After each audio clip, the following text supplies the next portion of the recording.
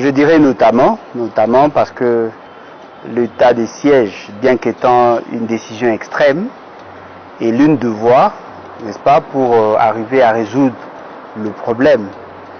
Mais il s'est posé un sérieux problème, c'est par rapport à l'analyse qui a conduit à cette grande décision, parce qu'il faut reconnaître, c'est quand même une grande décision, parce que le constituant, tout en sachant qu'il y avait possibilité de recourir à ces dispositions, il avait voulu aussi que nous prenions préalablement de mesures d'application, et beaucoup de mesures d'application, d'autant plus que là, on est en train de militariser la province, on est en train de mettre en suspens le fonctionnement classique de l'État, mais tout aussi en tenant compte de la transversalité de questions que l'on va aborder.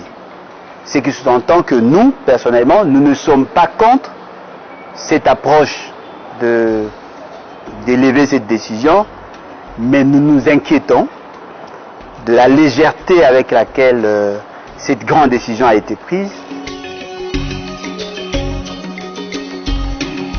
Bon, je crois que vous serez peut-être surpris de voir qu'il n'y avait pas que l'article 85 qui donnait la possibilité à décréter ou sinon à proclamer l'état de siège. Il y avait aussi la nécessité d'avoir une loi. Parce que si vous lisez très bien l'article 85, on a aussi insisté dans le dernier alinéa sur l'importance d'avoir une loi fixant les modalités d'application de cette décision. Cette disposition-là n'a pas été respectée dans l'entièreté. Il y a aussi l'article 144 et 145 qui fixent les modalités au niveau institutionnel pour que nous arrivions effectivement à atteindre cet objectif. L'ordonnance déclarant l'état de siège, c'est une autre ordonnance qui devait avoir l'assentiment ou l'avis de chef des institutions, mais aussi les ordonnances fixant les mesures d'application spécifiques par rapport à la situation devaient impérativement passer par la Cour constitutionnelle pour voir si effectivement la Constitution n'a pas été violée, pour voir si effectivement ces mesures ne heurtent pas la volonté du peuple qui est cristallisée dans la Constitution. Est-ce que la Cour constitutionnelle a été saisie? Ce qui sous-entend que M. Félix Tshisekedi ne peut pas poser des actes sans violer intentionnellement. Non, mais il faut faire attention. L'ordonnance déclarant l'état de siège doit avoir l'assentiment de chef d'institution. Mais les mesures d'application de cette ordonnance doivent impérativement passer par la Cour constitutionnelle. Il y a une urgence, il fallait passer par là. Voilà pourquoi il faut déchirer la Constitution, parce qu'il y a urgence. Si vous ne voulez pas respecter la Constitution sous prétexte qu'il y a urgence, eh bien nous vous disons, vous violez intentionnellement la Constitution. Et d'ailleurs, le constituant ont dit à la Cour constitutionnelle, lorsque vous êtes en face d'une demande de l'état d'urgence ou de l'état de siège, il faut le traiter en priorité pour justement faciliter à ce que nous entrons dans la phase de la mise en œuvre. Ce qui sous-entend, c'est un faux prétexte de dire qu'il y avait urgence, parce que la Constitution n'a jamais dit que dans cette urgence, il fallait violer la Constitution. Un autre élément, c'est par rapport à l'implication du gouvernement. Vous savez, la question de l'état de siège, c'est une question transversale, comme nous l'avons dit. Il faut tenir compte de la capacité de riposte de l'État, ce qui sous-entend, il faut voir l'état de finances, il faut voir les états de l'armée et de la police, il faut voir l'état de la justice, il faut voir l'état de l'administration publique. Ce qui sous-entend, devant cette transversalité, il fallait associer impérativement le Conseil des ministres. Voilà pourquoi l'article 144 énonce déjà le principe de l'échange au niveau du Conseil des ministres. Et dans le Conseil des ministres, tous les ministres doivent apporter leur pierre dans l'analyse avant déjà de proclamer. Or, nous savons que ce gouvernement venait à peine d'être investi. La plupart des ministres n'ont jamais touché leur signataire, ne connaissent pas l'état des lieux. Et d'ailleurs, il n'y a pas de job description pour le gouvernement. Personne ne connaît ce qu'il doit en réalité faire. Et ils étaient soumis à prendre la plus mauvaise bonne décision prises par M. Félix Tshisekedi, et conséquence, ils ont eu à prendre des décisions, et aujourd'hui nous sentons qu'il y a des chevauchements, il y a des insuffisances, il y a des contradictions, ce qui fait que M. Félix Tshisekedi a nommé le gouverneur militaire, et fort malheureusement, sans que l'ordonnance entre en application, on procède déjà aux permutations. Ce qui sous-entend que la question a été traitée avec autant de légèreté. Comment peut-on prendre une ordonnance avec autant de légèreté, et aujourd'hui on se rend compte que la personne qui devait aller à Bunia a été nommée à Goma, et la personne qui devait aller à Goma a été nommée à Bunia. Erreur administrative. Ah, voilà, pour éviter les erreurs, il faut toujours prendre le soin de tamiser, d'analyser en profondeur, d'associer les autres institutions, de voir la faisabilité afin de prendre de bonnes décisions. Lorsqu'on n'est pas capable de prendre une bonne ordonnance de 3 articles, pensez-vous qu'on sera en mesure de concevoir le plan opérationnel et stratégique? Je ne pense pas. Bon, moi je crois que au-delà des intentionnalités des gens, il y a la capacité de ceux qui prétendent être nos dirigeants. Je ne vois pas M. Félix Tshisekedi faire quelque chose de bien. Justement parce qu'il y aura toujours des gens qui vont l'applaudir, même dans ses dérives de gestion. Nous avons constaté que la question a été traitée avec autant de légèreté. La finalité de cette action, c'est justement pour permettre aux maîtres de pensée d'atteindre leurs objectifs. La plus grande faiblesse, l'identification des acteurs en présence, c'est-à-dire que ceux qui mettent en mal l'insécurité dans l'État. Vous allez vous rendre compte que M. Félix Tshisekedi s'est limité à cibler les islamistes. Et pourtant, derrière cette guerre, il y a la Belgique. Derrière cette guerre, il y a la Grande-Bretagne. Derrière cette guerre, il y a la Suisse. Derrière cette guerre, il y a la France. Derrière cette guerre, il y a les États-Unis. Autant de pays qui sont tirés des ficelles. Il y a le Rwanda, il y a l'Ouganda, il y a dans une faible mesure le Burundi. Toutes ces entreprises-là, les multinationales, qui se sont installées en Ouganda, au Rwanda, pour essayer, profiter de la faiblesse de notre administration et de notre État, en créant des structures de traitement ou d'exploitation de nos ressources, ils profitent de groupes armés pour alimenter leurs industries. Ce qui veut dire qu'on ne pouvait pas trouver de solutions approximatives ou de solutions palliatives. Il fallait d'abord cibler les acteurs. Il fallait identifier ceux qui sont derrière. Parce que lorsque vous fixez le groupe armé, mais la question que vous devez vous poser, non, M. Félix Tshisekedi est dans le sensationnel.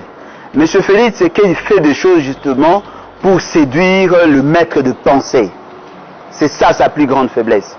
Nous voulons avoir des solutions durables. Nous sommes en face d'une complicité, d'un complot contre la République. Nous sommes en face d'une stratégie boutiquée par le centre d'intérêt.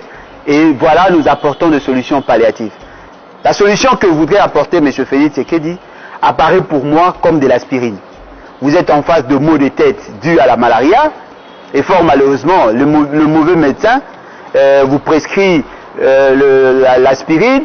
Vous prenez de l'aspirine pour calmer les ardeurs, pour calmer la douleur, en oubliant que les agents causaux continuent à poser des problèmes.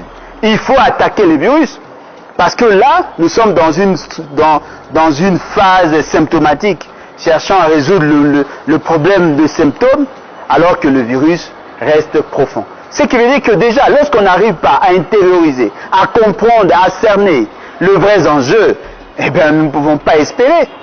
Si on avait un président qui a la capacité ou sinon la capacité à résoudre le problème, la moindre chose, il devait commencer par le respect de la procédure.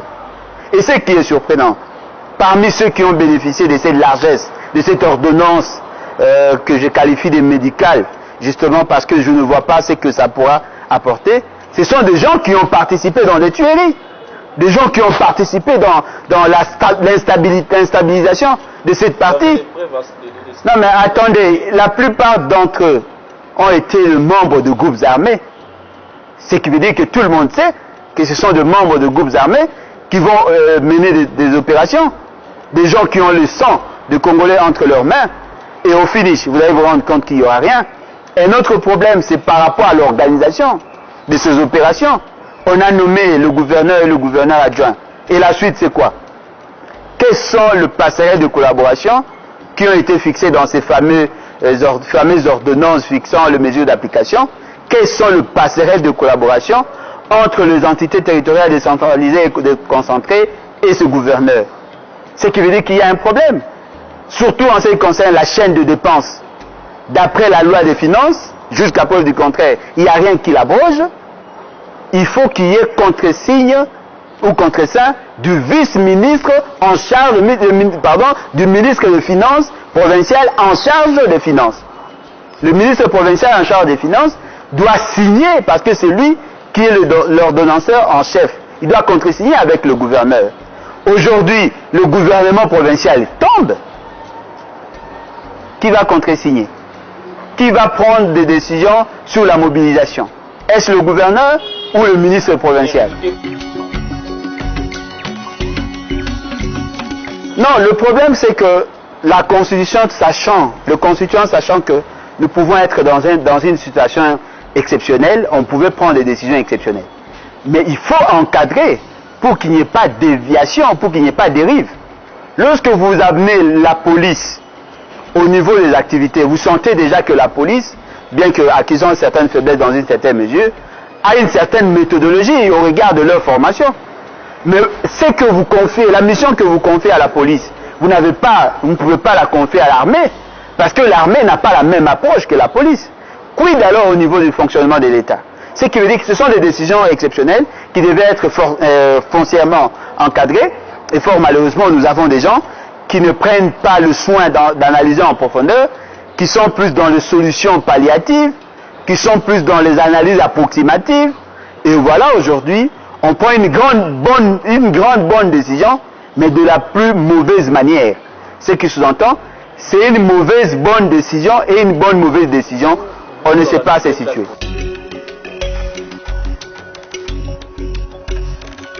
Non, il devait d'abord commencer à démissionner. C'est ça la solution et la meilleure.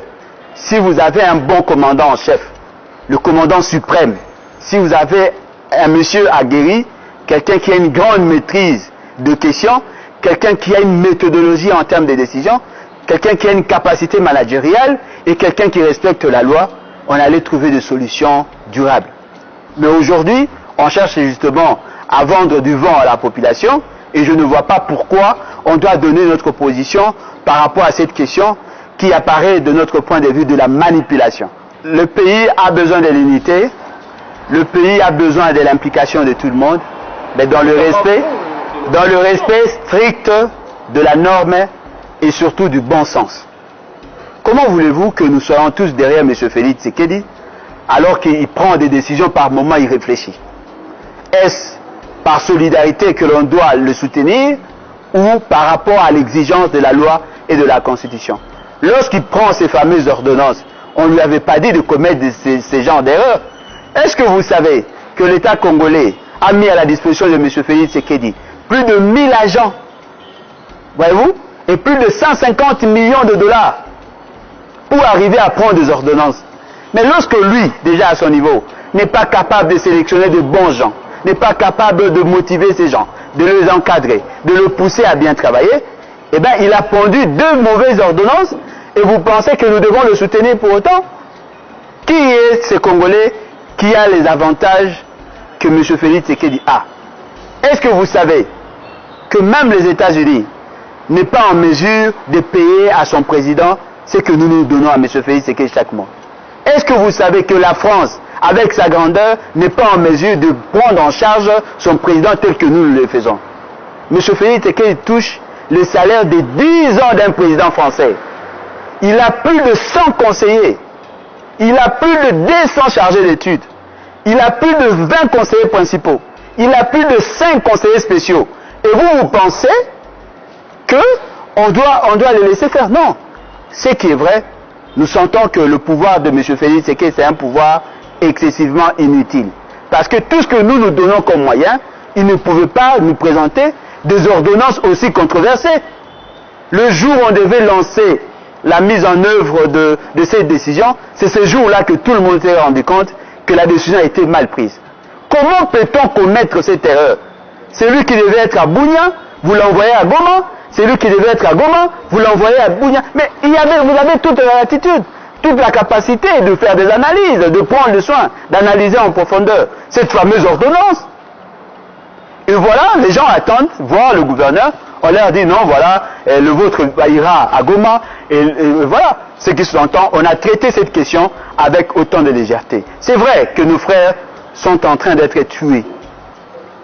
Mais cela ne nous interdit pas de réfléchir. On ne doit pas poser des actes avec nos cœurs. On doit réfléchir. Parce que ceux qui sont en face de nous, ceux qui occasionnent l'insécurité, ceux qui tuent nos frères là-bas, ne sont pas les enfants des cœurs. Ce sont de grandes organisations. Il y a des tireurs de ficelles, comme nous l'avons dit. Ils ont une intelligence qui est développée. Ils ont des appuis. Ce qui sous-entend que nous, à notre niveau, nous devons plutôt faire la promotion des cerveaux. On ne doit pas limiter cela au souci de résoudre le problème. Non, mais résoudre le problème, c'est bon. Mais résoudre le problème pas à n'importe quel prix. Pour M. Félix Tshisekedi, ce sont les musulmans qui posent problème. Nous disons non. Pour nous, la question est transversale. Il y a beaucoup de tireurs de ficelles. Et nous voulons assez que la solution soit trouvée avec nos têtes et non avec les ventres. Voilà. Non, mais attendez. On vient de violer la Constitution et vous pensez qu'on ne va pas violer le droit des citoyens. Ne savez-vous pas que la Constitution, c'est la volonté du peuple cristallisé? Celui qui viole la Constitution viole le droit des Congolais. Comment peut-on expliquer? Plus de 608 personnes se sont réunies pour pondre cette Constitution et vous la violez de manière intempestive et systématique et vous pensez que nous pouvons prendre le risque de faire confiance à M. Félix Tshisekedi? Lorsqu'il prend des décisions à temps et à contre-temps, lorsque nous constatons qu'il y a des faiblesses déjà au départ, moi je ne peux pas être surpris qu'il y ait de violations intentionnelles des droits de l'homme, qu'il y ait des dérives en termes de la mise en opération. Parce que déjà, il n'a pas su concevoir une bonne stratégie. Est-ce qu'il fallait seulement se contenter de ces ordonnances? N'était-il pas nécessaire de fixer les modalités ou sinon les mesures d'application de manière profonde pour réconcilier le fonctionnement des entités régionalisées, des entités territoriales, des ETD et les entités déconcentrées? Parce que là aussi il y a un problème. Ituri a 5 territoires. Nord Kivu a 7 ou 6 territoires, si je ne m'abuse pas. Il y a des AT, les administrateurs du territoire. Ont-ils été remplacés? Il y a le chef de groupement, le chef de chefferie, le chef de secteur. Ont-ils été remplacés? Mais quel est le passerelle de compétences entre ces entités-là et ceux qui viennent d'être nommés? Comment on va organiser les finances de ces provinces?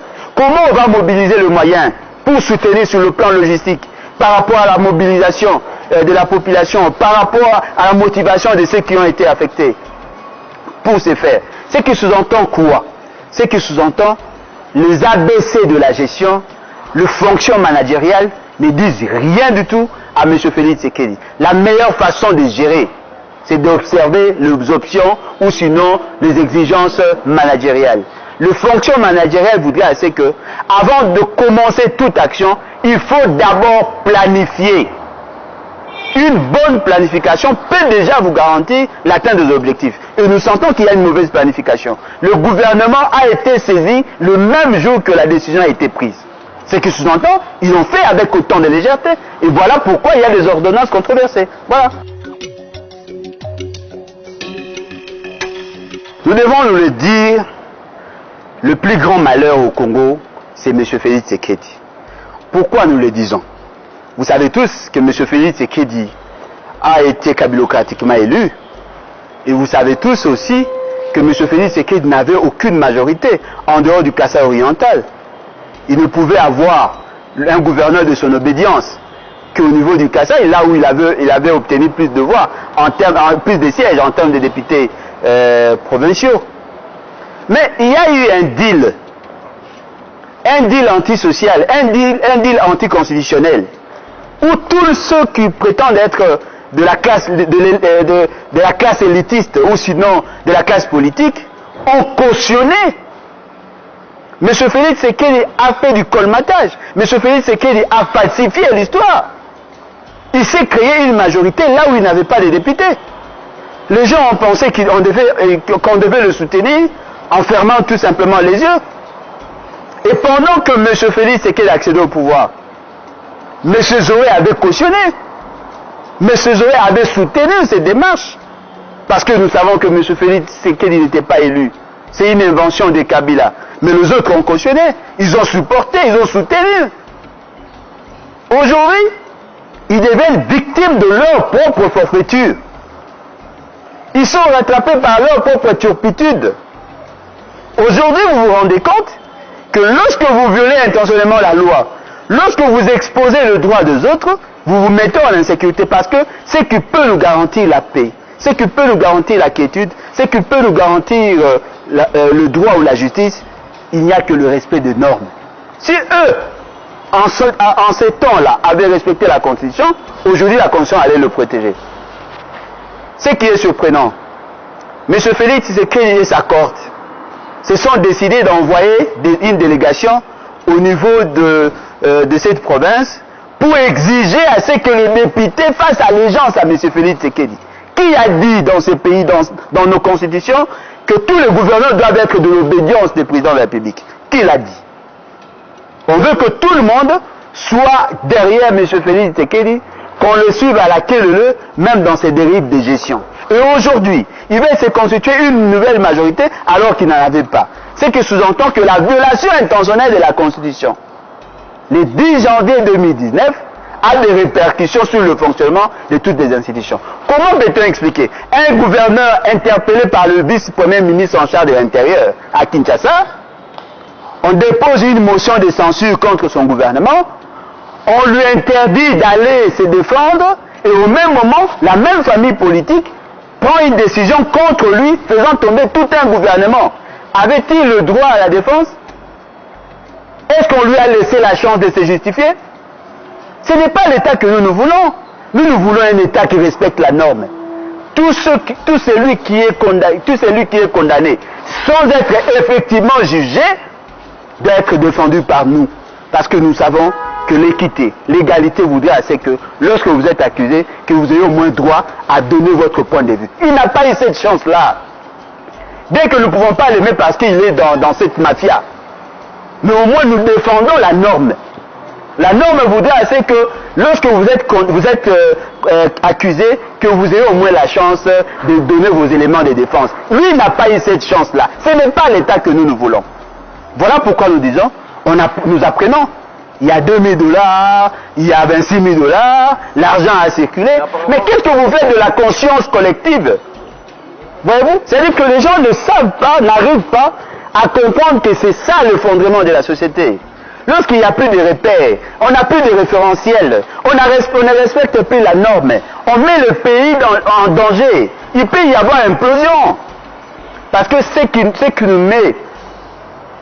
nous met en porte-à-faux avec nos amis, c'est le non-respect des normes. Le jour où on sera capable de respecter la norme, on va vivre dans la quiétude, on saura qui a droit à quoi, qui doit faire quoi, et le pays va avancer.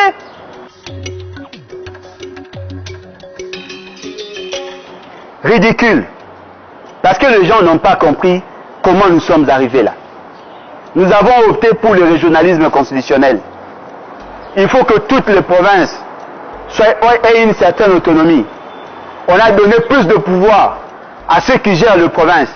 Et pour sécuriser, pour ne pas nous verser dans une forme de dérive ou de boulimie du pouvoir, on a créé des cadres, le garde-fou. Les assemblées provinciales sont des garde-fous pour qu'il n'y ait pas de dérive. C'est ce qu'on appelle la démocratie à la base. Non mais pourquoi doit-on ces comportements observés? Non mais attendez, pourquoi doit-on nous figer sur les attitudes incongrues de M. Félix Tshisekedi? Il n'est pas un dieu. M. Félix Tshisekedi n'est pas un dieu. Il a récemment exprimé son non mais effectivement, mais il doit soutenir ses députés. Ce sont ces députés qui doivent changer la loi. Mais est-ce que vous savez qu'il y a eu un débat entre les unitaristes et les fédéralistes? Nous avons trouvé le juste milieu. Cette constitution est le juste milieu. Est-ce que vous maîtrisez le velléité des autres? Vous voulez donner plein pouvoir au gouverneur et ne pas créer des garde-fous? L'Assemblée provinciale est le garde-fou. C'est ce qu'on appelle la démocratie à la base. Il faut que nous ayons ces organes-là pour que le gouverneur ne se laisse pas emporter par la boulimie du pouvoir. Le Sénat est la représentation provinciale. Lisez les travaux préparatoires de la Constitution. Le Sénat est là pour représenter les provinces, défendre les intérêts. Parce que les députés nationaux représentent la nation, les sénateurs représentent les provinces. Si vous enlevez l'Assemblée, le Sénat, vous enlevez l'Assemblée provinciale, à quoi ça servirait de parler de la décentralisation? Parce que lorsqu'on parle de la décentralisation, lorsqu'on décentralise, lorsqu'on fait le transfert de compétences, il faut renforcer le contrôle. Quels sont les mécanismes que vous allez mettre? Ridicule! Ce qui veut dire qu'aujourd'hui, il y a des gens qui apparaissent comme des incultes, des gens qui n'ont pas la capacité de comprendre la philosophie de la Constitution. Il y a des dispositions que nous devons changer. On peut même changer la Constitution, mais on ne peut pas extirper de la charpente institutionnelle les députés. Le problème, c'est au niveau de la moralisation. Aujourd'hui, le président de la République est élu au suffrage universel direct. Est-ce une garantie pour autant?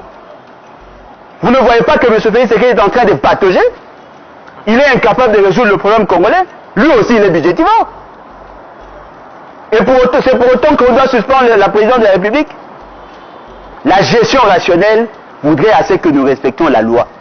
Respecter la loi, respecter la norme en termes de gestion, et tout le monde va travailler normalement.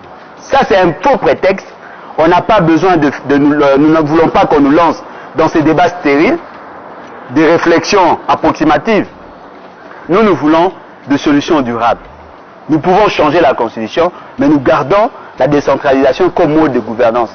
Parce que lorsque nous sommes allés à Sun City, il y a eu deux approches, deux grandes décisions.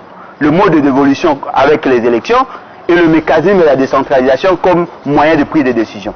Vous voulez que nos provinces, qui représentent pratiquement tous les États, parce que nous en avons 26, 2 345 409 km². Vous voulez qu'on laisse la latitude au gouverneur de faire ce qu'il veut? Apparemment, les gens n'ont pas la maîtrise du fonctionnement de l'État. Et c'est quand même ridicule. S'il réfléchit de la sorte, c'est qu'il veut dire qu'il est mal conseillé. Voilà.